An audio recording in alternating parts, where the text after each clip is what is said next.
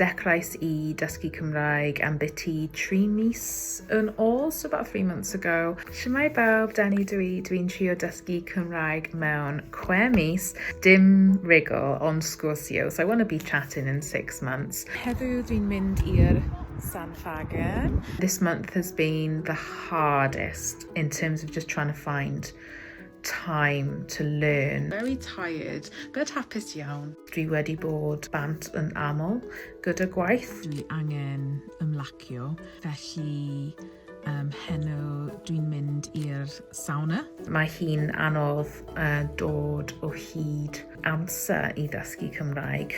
It's been a bit of a hard week this week, like not much is going in, finding it difficult. Rwn i'n teimlo bod yn mynd wel. Ond dwi'n mynd I fy dosbarth Cymraeg bob wythnos, felly mae gen I 5 awr Gymraeg bob dydd Llun. Dydd Gwener hapus, fy merch a fi mynd mas am frecwast.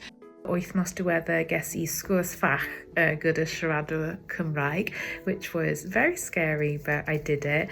Bob tro mae rhywun yn gofyn cwestiwn I mi yn Gymraeg, dwi'n panicio ac dwi'n rwy. I freeze like a rabbit in the headlights, even if I deall what they're saying. Ni'n rhaid y mi ymarfer mwy wythnos hwn, ac it's St David's Day on Sunday, so the plan is I siarad cymaint o Gymraeg a phosib. Fy nod I dros y Pasg, dwi'n mynd I fwy o revision lessons gyda dysgu Cymraeg. Fy nod I heddiw yw dysgu'r gwahaniaeth rhwng o'n I ddim, wnes I ddim, do'n I ddim, a dwi ddim. Dwi hefyd yn mynd I defnyddio app Say Something in Welsh yn fwy has been instrumental in my learning so far. So using the app and the course Mynediad, I just need to find answer to do it all and yeah, prioritise it a bit more this month, I think.